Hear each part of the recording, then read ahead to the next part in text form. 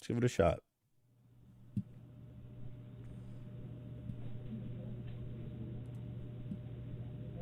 This is 26-year-old Dawson McGee, sitting in a police interrogation room in the early hours of a Tuesday morning. The Monday night before, he stabbed his own... Ooh, this guy's got a good voice for it.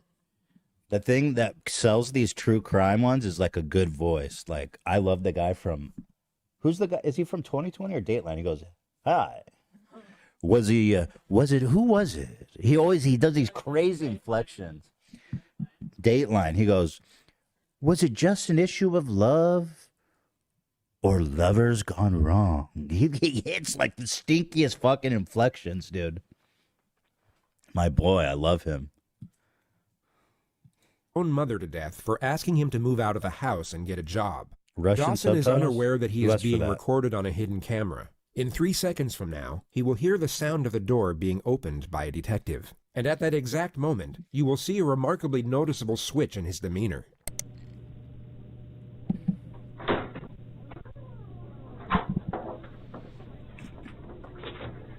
We've got something we want to talk to you about. But if these guys are so slick to like pretend to be crazy, they know there's a camera in there. Or maybe they don't. I don't know. Not everybody's watched as much true crime as me. I feel like I would never get caught for a crime, period. Because of all the true crime I watched. The second they ask me for shit, I say, lawyer. Hey, Ethan, we just have some questions. Lawyer. Hey, Ethan, we just want to get your statement on lawyer. No statement. Frankly, just asking for a lawyer would prevent like 95% of these people from getting convicted. It's crazy. Like most of these officers get almost enough evidence to convict, but not enough. And then they get them to confess. You would be caught immediately? No, Mike, I'm talking for a lawyer now. I don't talk to police, period.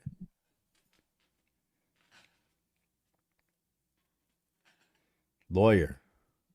Now. I want to talk to you about what happened to your mom. What happened to my mom? Well, you tell me. People called me and said something happened at home to mom. They were very bad. Yeah, this guy's faking. But it's funny because, like, he's crazy. He killed his mom, and then he's sitting here faking being crazy, which is crazy. The act of faking it after killing someone is crazy. The dude is fucked up. It's like our definition of insane or whatever is just weird. What happened to my mom? What happened to my mommy? I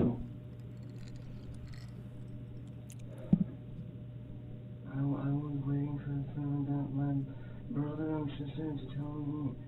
Okay. But if he killed his mom, you know his mom probably... This is a big assumption. Don't get mad. But if a child kills their parents, there's a good chance that they fucking had it coming. 9 times out of 10. If you raise someone that wants... It's always they like molested them or something. Hila says it's always they molested them or something. It's so true. Like if you raise a child that hates you enough to kill you, you kind of had it coming. Talking to a lawyer, though, regardless. Ethan, that's awful. No, it's not. That's just a fucking observation based on empirical evidence. Sorry. Well, was your sister home this weekend? Wait, I'm supposed to have an attorney? It's an old-timey joke. Work with me. Well, that's up to you if you like one. But I mean, we'd like to talk to you.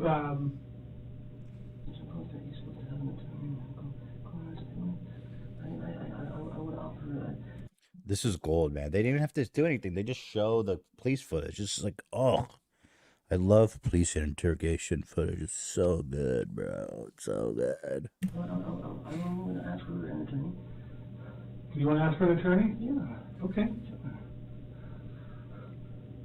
It would come as no surprise that a judge deemed him fit to stand trial. A jury then found him legally sane, and he was sentenced to life in prison for the murder of his mother. I understand, like, there's this legal classification where if you can prove that you're insane, then you can't be held accountable. And so sometimes they'll either get a shorter sentence or they'll, you know, spend their days in a relatively cush compared to prison, like insane people for, you know, people like that. I don't even know what's the like polite way to I call it an insane asylum. I'm sure that's not what they call it now.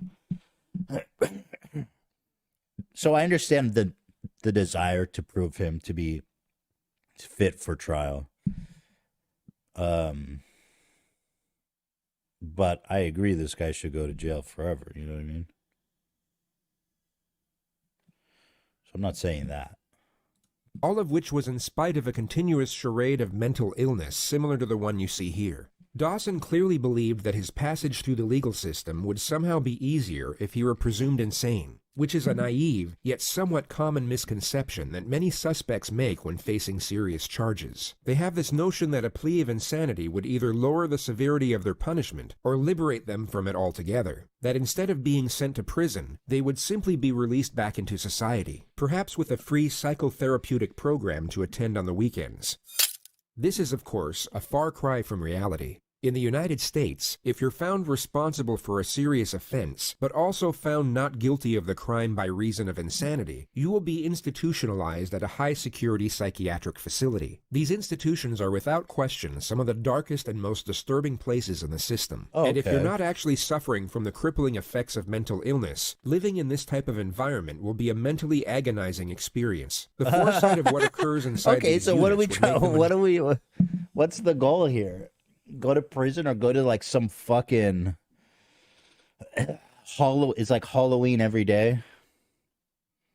You'll wake up and your inmate will be shitting on your forehead while another one has a knife in your butt. You start your day by taking antipsychotics. And you end it with a shot of to sedate you. You wake up in a padded wall and you get electrocuted every morning. You listen to the cries of your fellow inmates getting lobotomies. Seriously describing it as Arkham. Like, what? That can't be real, can it? Majority wish to avoid them. But once you are in, it is very hard to get out, and you will have to serve the same, if not a greater amount of time than you would have had to serve at a regular prison. So to put it briefly, if you commit a serious offense and then pretend to be crazy in order to get away with it, your life from that point forward will be an extremely dark and uncomfortable existence whether you manage to fool the system or not.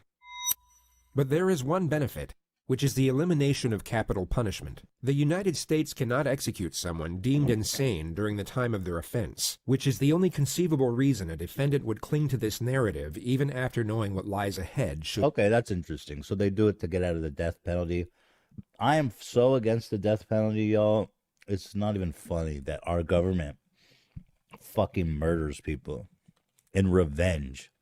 That's crazy. No death penalty ever. And then it sounds like you wouldn't have to deal with this dumb shit. Should it succeed?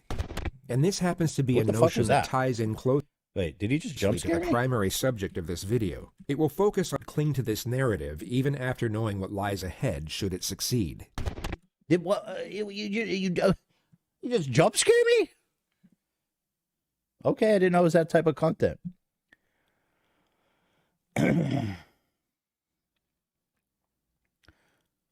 Lidra said the Santa Fe, Texas shooter hasn't been found fit to stand trial, so the victims' families can't access their child's autopsy report. That seems not right. I don't understand that logic there. I went to a mental hospital a few years ago, and the cookies were chef's kiss. There you go. Chrissy had a good time. And this happens to be a notion that ties in closely to the primary subject of this video. It will focus on one particular individual whose interrogation footage is so fraught with blatant trickery that most of the segments presented to you won't even need suggestive commentary. You can simply observe. This video's fucking awesome, dude. I love this, actually. Dude, I live for this. Oh my god. And judge for yourself whether you see authentic behavior or not. But before showing you what pretending to be crazy looks like, we'll briefly show you a genuine case of the criminally insane, or at least a far more convincing one. This is 18-year-old Jared Murray, a freshman at East Central Dude, that's University. Zach, bruh. Zach. I'm not even gonna front like that. Zach really is Joker brain. University in Oklahoma. On a Wednesday evening in December, he asked fellow student Gennaro Sanchez for a ride to Walmart. Once they got there, Murray pulled out a handgun and made Gennaro drive to an isolated country road where he shot him twice in the head. He then attempted to hitchhike to Canada, but was soon apprehended by police on the side of the road. He immediately confessed to the crime once apprehended, and was then interrogated by the arresting officer. I went down to his dorm room and asked if I could be given a ride to Walmart in exchange for $20 gas money. If somebody asks you for a ride to Walmart, you say no. So he took you to Walmart, Yes, sir. and did you both go in? No, we did not go in, sir. And why not? We pulled into the parking lot, then I pulled the weapon on him and demanded that he take me to Asher, Oklahoma, sir. And why did all of a sudden did you decide that you needed to go to Asher?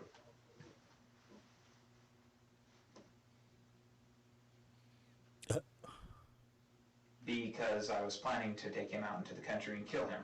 So this guy's actually, there you go. Just be yourself. That's my take. You're crazy. Just be yourself. That advice is good for everybody, it turns out. Just be yourself. If you're a killer, if you're just a funny guy, you're just a little bizarre, if you're trying to make it through life, be yourself, people.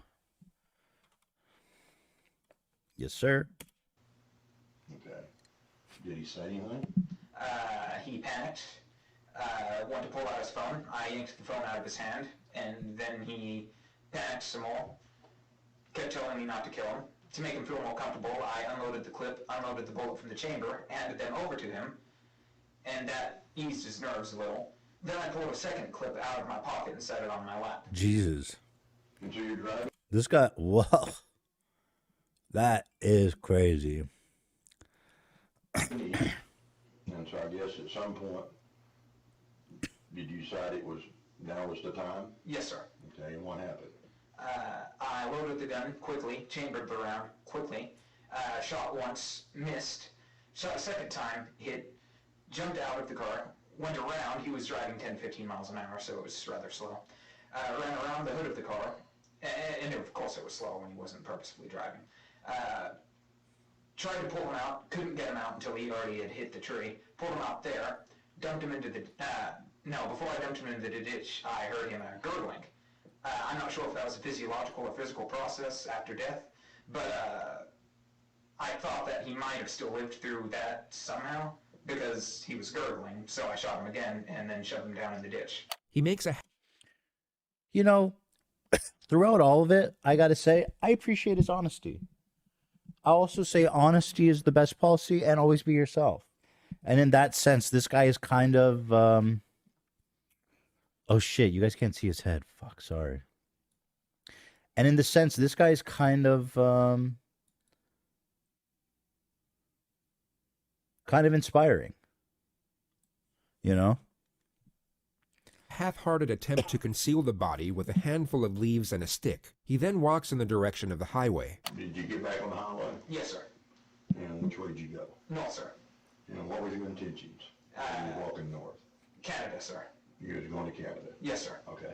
He states that his plan was to escape into Canada, but he had nothing to escape with, not even a passport. I had tried hitchhiking most of the way because the only way this was going to work, factoring in my belief that y'all found the crime scene, is if someone were to give me a ride there and then. And then whenever your patrol car was pulling up behind me, I didn't know it was a patrol car. I stuck my thumb out and he was there for the rest. Jerry, I'm gonna ask you just point blank, because, I mean, you sat here and confessed to, Pretty much everything. in my mind, and I think you might agree with me, just cold-bloodedly killed a young man tonight. Yes, sir. Or last night. Have you ever killed anybody else? No, sir. You will now see the detective attempt to establish a motive for the crime. I guess I'm having a hard time understanding what you got out of it. Can you help me? I don't really get anything out of it. Do you feel any remorse?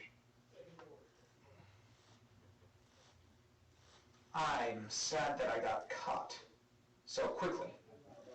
Tell me why I should believe you that there just was going to be one person that was going to suffer from your consequences of killing. You have no reason to believe me, sir. This guy's awesome. I mean, you know, in the sense that he's kind of a free spirit, you know? And he's not afraid to just be who he is.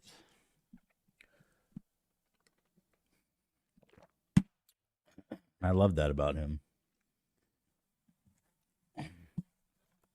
And this man just won himself a luxurious trip to a one-way trip to Arkham Asylum. Mm-hmm. Yeah, he's an honest king. Why? The detective fails to establish a solid motive for a further 2 minutes. The discussion eventually lands on the victim's long-term girlfriend. You don't think she's going to be upset, heartbroken? I think she will be, sir. How did that make you feel? No different, sir.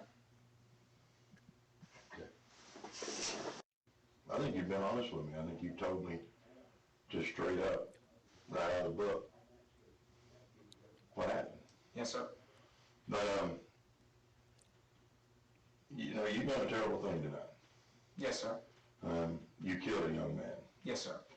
Just for the simple fact of, I guess pretty much just to say for you. Yes, sir. And what do you think should happen to you? The cop doesn't even know what to do at this point. He's like, boy, I've never had anyone confess like this. Shit. I don't even know where to take this conversation. I guess, what do you think we should do with you? Should we, oh, he said death sentence. Oh, interesting. I guess pretty much just to say for you. Yes, sir. And what do you think should happen to you? Death sentence, sir. And why do you think you deserve the death sentence? An eye for an eye, sir. Do you believe an eye for an eye? Yes, sir.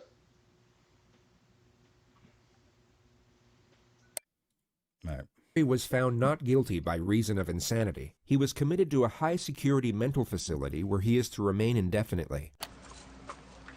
Anything to say for yourself today? No, ma'am. Any reason why you Very might have done polite, this? too. Lots of sirs and ma'ams. He's very polite. He's a good kid. He's honest. He's truthful. You know, he's polite. Why? Let's let him go. Let's just let him out. It's fine. This young man? No, ma'am. No reason. No, ma'am. You have nothing to say for yourself. No, ma'am. You want to tell the community anything? No, ma'am. Did you confess to police? Yes, ma'am. Are you proud of what you've done? No, ma'am. Do you have remorse for what you've done? No, ma'am. He appears completely void of human emotion. No regret, remorse, shame, nor fear. He had both taken a life and destroyed his own, yet seems indifferent to the circumstances.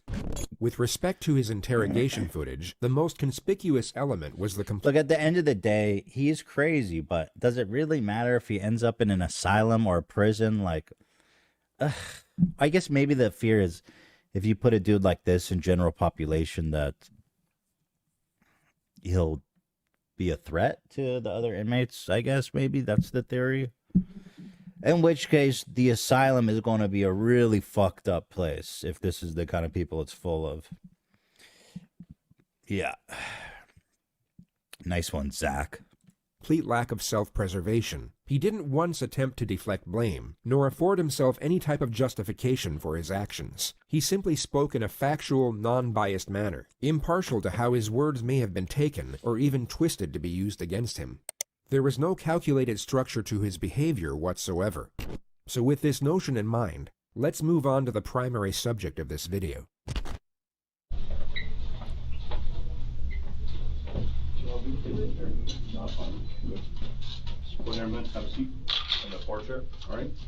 This guy is such a fucking animal, dude. This dude killed a bunch of kids, bro. Should his parents go to jail too? Like, I just find it so sick that this dude was... I mean, it happens all the time. These kids have this literal arsenal, and the parents don't know?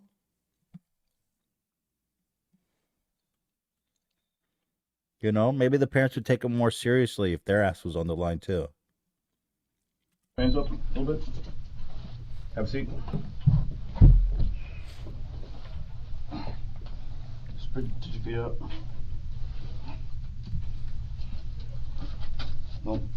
Do not think about getting up, right, buddy? This is 19-year-old Nicholas Cruz, who 3 hours and 55 minutes prior to this moment murdered 17 people at his former high school in Parkland, Florida. Dude. Among the dead were 3 teachers and 14 students, the majority of whom were 14 years old. A further 17 students were seriously wounded during the massacre. The gunman dropped his rifle 7 minutes into the rampage and then blended in with the crowd as he ran out of the building. He was at large for 1 hour and 20 minutes, during which time he stopped off at a Subway and then a McDonald's, where he sat down and casually spoke to one of the victim's brothers. The student was unaware that his older sister had just been shot through the chest by the man sitting across the table. The description of the shooter was transmitted by police over the radio, which led to an officer identifying and arresting him on a street just 2 miles away from the school. He was taken to the nearest hospital and examined by a doctor for roughly 1 hour and 45 minutes. He was medically cleared and then transferred to the local sheriff's office, where he was subjected to interrogation. Do not think about getting up, right, buddy? Man, the last meal on earth and you go to a Subway. Damn. At least he hit up McDonald's. I approve of that. You know what I mean? Where would you go if it was your last meal on earth, Hila? Last fast food. Yeah. Before you go to jail for life. McDonald's isn't too bad. Not great, though. Not great. Does it have to be fast food? Yeah, it has to be fast food. Hila says McDonald's, so okay. There you go. Good choice.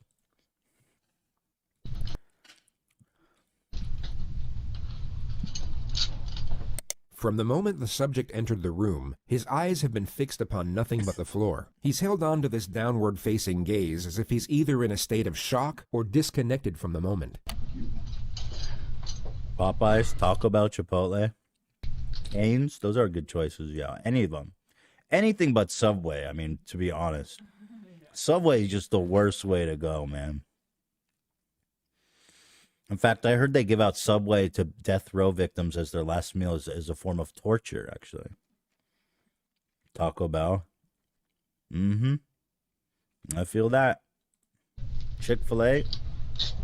Dobrik's Pizza. Culver's? I've never heard of that. At the exact moment the door shuts, he lifts up his head to observe his surroundings. His behavior completely shifts once he believes no one is watching.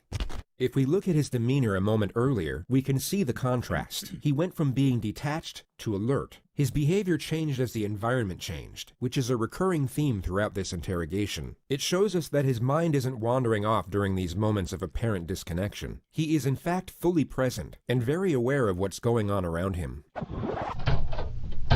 As he looks up, his eyes immediately lock onto the camera. He now knows he is still being watched, and his following gestures will resemble that of someone with suicidal tendencies.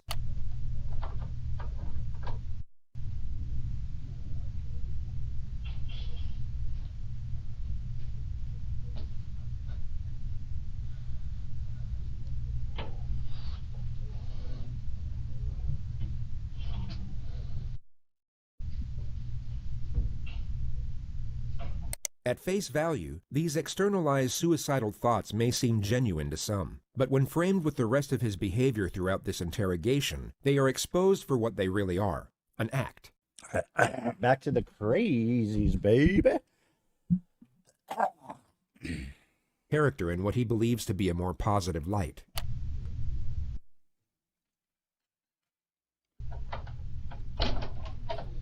All right. How you doing, Nick? You all right? Gotta be able to speak so I can hear you. Wait, you're still getting comments here. I gotta read. Eco-friendly, made in USA. That's already in the works. If you'll notice some of the stuff that is coming out now, you'll see it's tagged on the website as like made in USA or recycled contents. Yeah, it's a big one actually. TF One Piece, that'd be sick. Petite girls are missing out on the cute dresses and skirts, Julia said.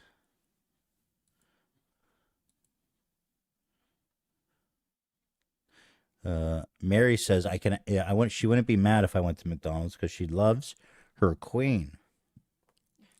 All right. I just need to ask you really your name and date of birth just to confirm I got it right. Then I'm gonna see you want a glass of water or something. What's your first name? This is a situation where the proof against the suspect is already conclusive. He is without question responsible for the crimes under investigation. It's funny because if he was just honest, then he probably would have got what he wanted, like the other dude before. Interesting. Making the pursuit of a confession Honesty is always the best policy. not essential. The police know he did it, but they need to know why he did it, which would already require a complex strategy in order to obtain the correct information. But the suspect's first recorded statements upon his arrest have now made the procedure considerably more difficult. What's going on today, bro? The demons, man. Demons? Voices. Yeah, no problem. Voices. Voices and demons? Where's the voices? What happened? Shut up. Just be quiet, man. Shut up. Demons, man. Voices. These two were... Isn't it interesting how these like mass shooters sometimes get handled with like way more care than like people who get stopped for traffic stops who get like beat to death? That's awesome, isn't it? Words have now forged the primary stratagem of his own interrogation, which is to cut through deception under the guise of supportive examination. The questions will be designed to lock him into a specific narrative about his alleged psychosis, while simultaneously giving him the impression that his responses are for his own benefit. Anything he says now can be used to refute any amendments he might come up with at a later stage. We all know that after this interrogation, he will have significantly more time to think, study, and even seek guidance from professionals about how the legal system interconnects with mental illness. Yet the majority of this forthcoming knowledge could be useless to him depending on what he says during these moments. The more details he gives away, the less options he will have for his defense later on. But pursuing this objective is complicated, as there are two very common scenarios for when this type of suspect gets interrogated. And just to be entirely clear, by this type of suspect, we mean someone who is 1. Pretending to be insane, and 2. Not fooling anyone. Their most common response is to simply shut down. They regress into total silence or some type of catatonic state, and the interrogation never gets off the ground. The other common response is the exact opposite. They erupt into hysteria or supposed delirium, and everything from that point forward becomes incoherent. The lead detective, John Curcio, must not allow either of these scenarios to transpire, and this makes the first 2 minutes absolutely crucial. He needs to create a positive first impression and resemble the furthest thing from a threat, while at the same time maintain a presence of authority. His temperament will be easygoing and non-confrontational, but also encouraging when extracting a response. His role at this moment is the ally. He needs to be liked, respected, but must not be feared. Not yet anyway. Going off the suspect's initial demeanor, the detective will know that he is far more likely to regress into a state of silence at this opening stage. And if he can prevent that from happening within the first 2 minutes, he is over the first obstacle. All right. How you doing, Nick? I just need to ask you really your name and date of birth just to confirm I got it right. Then I'm going to see you want a glass of water or something. What's your first name? Come on, Nick.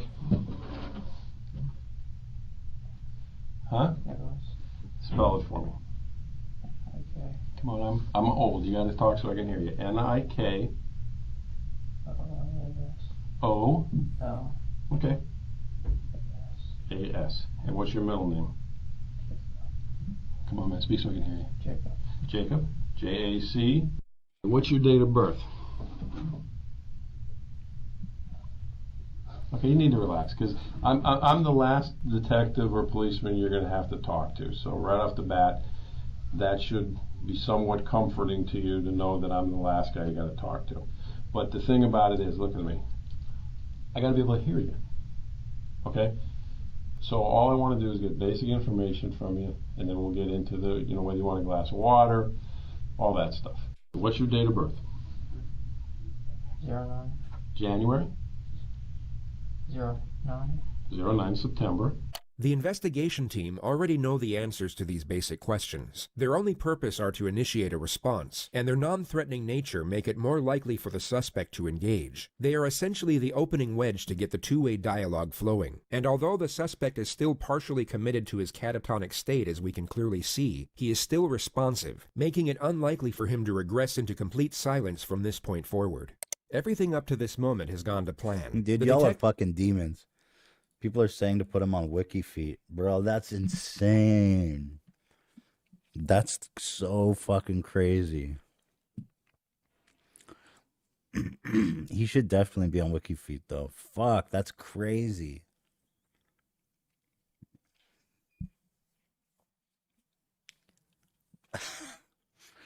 People are saying boring. I don't know. I mean, it is interesting. Let me skip forward.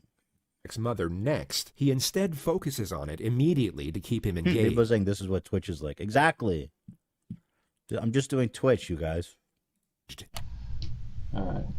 So, but you had, since your mom died, how long has your mom passed? I can't remember, I think. Okay. This year or last year? November. November? Okay. Okay. When your mom passed, were you living with her? Yes. Okay. What city was that? Parkland? The subject drops the act and becomes more engaged in the conversation. The detective inquires further about his mother for roughly 3 minutes before shifting the discussion. It focuses mainly on the subject's background, and he first declares that he was depressed for the majority of his childhood. He then reveals his history of drug use, which consists of marijuana and Xanax. After that, he claims to have attempted suicide by alcohol poisoning 2 years ago, but in his own words, was able to sleep it off. He then states that he was employed at the Dollar Tree for the last 2 years working as a cashier. So you've been able to hold down a job for 2 years. That's pretty good, right? Yes. Other than Dollar Tree, where else did you ever work? Lawn mowing. What? Lawn mowing.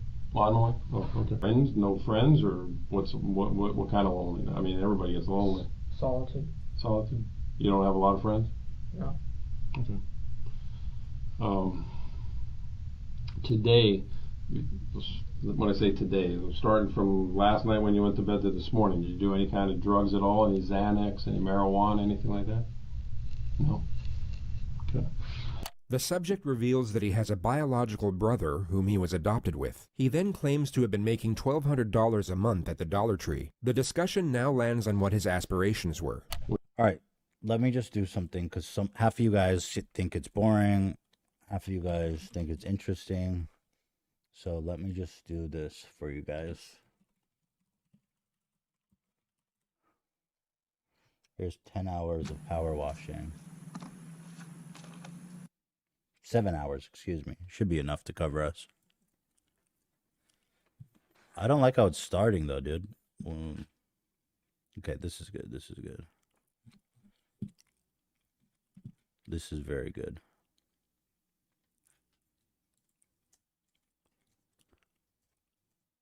Let me just kind of cue it up. That's nice. That's nice. That's nice. Okay.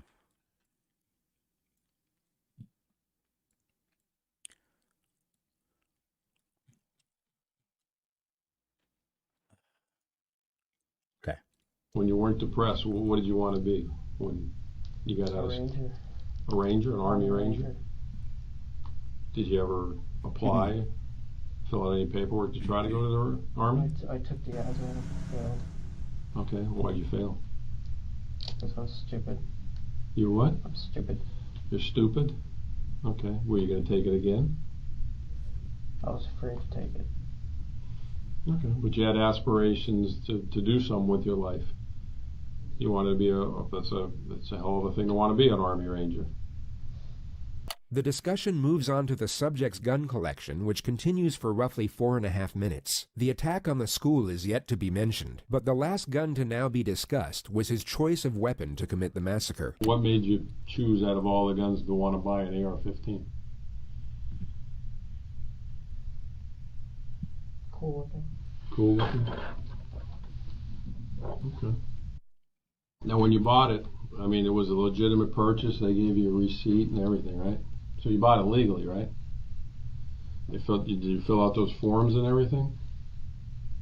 Okay, you remember those forms? Okay. The detective now shifts the topic onto his former high school, the same place he carried out the attack. Now, 3 years ago when you went to Douglas. It's pretty slick what the detective's doing, though, because he's like systematically proving that he's not clinically insane. Held down a job for 2 years, bought a gun legally, filled out the paperwork. You know what I mean? Smart.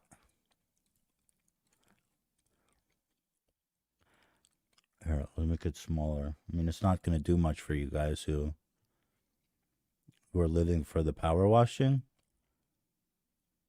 I wish I had a better way of showing the power washing. Oh, this one's pretty good. Here, that'll be good for you guys. And obviously you stopped going there. Why'd you stop going there? My depression worsened. Your depression worsened? And what was going on?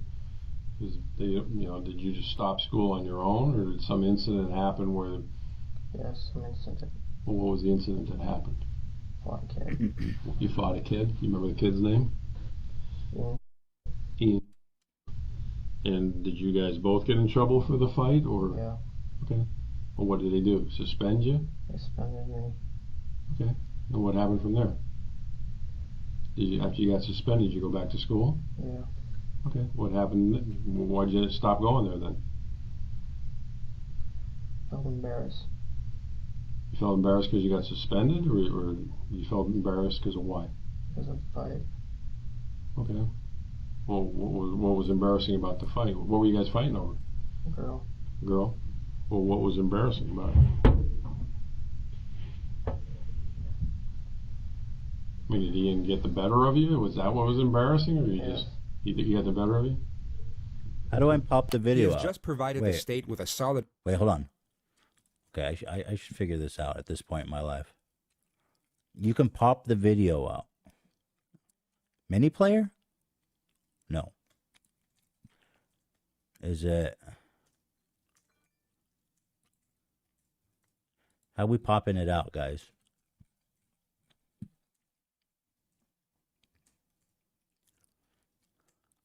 Where's the pop out? I don't see no pop out option.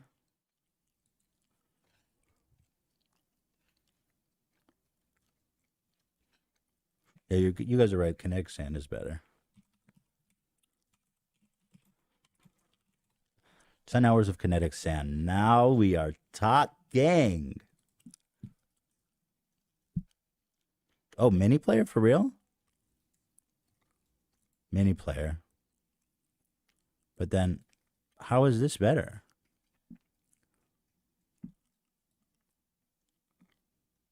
Music icon, top right. This?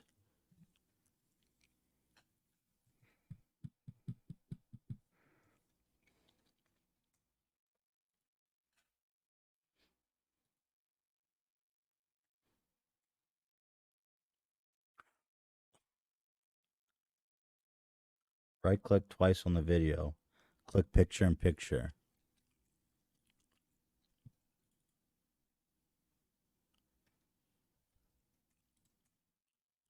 Say what? Hang on. Oh, this is so hard. Yeah, now this is boring. Let's see what's... That's if the demon even exists. Can I get an attorney or something? You want what? An attorney? Yeah. Did the demon or the voices tell you to get an attorney? Okay. All right. Will you tell the voice that don't hit yourself in the head because the attorney the demon just requested? I will stop talking to you. I'm scared. I'm scared. You're scared of what? Scared. Why What? wouldn't he protect me, man? I don't know. Why wouldn't he protect me? All right. Well, again, your demon wants an attorney. Does the demon know an attorney? Any name in particular? All right. Well, just relax. You're done talking to me. And once again, I grabbed the wrong key.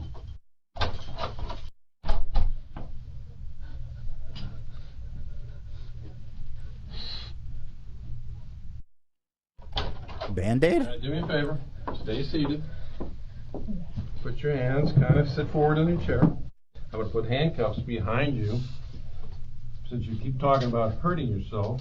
Hold on. Put your hand behind your back. No, not behind the chair. Behind your back. I don't want to make you that uncomfortable. Oh, why don't you want me to hurt myself? Because what did the demon say about me? I'm a nice guy. Oh, this is crazy. Oh, nice.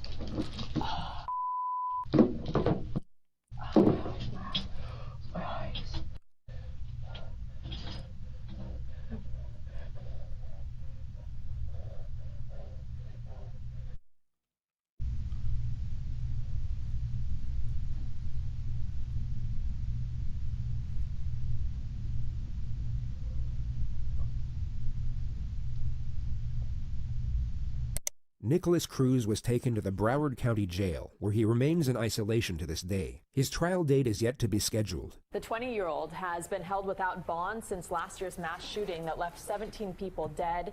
His attorney said he would plead guilty in exchange for a life Fucking sentence. dork. Look at those Prosecutors glasses, rejected that dude. offer and are seeking. Maybe you would have had some friends in high school if you didn't wear those dork glasses. Am I right?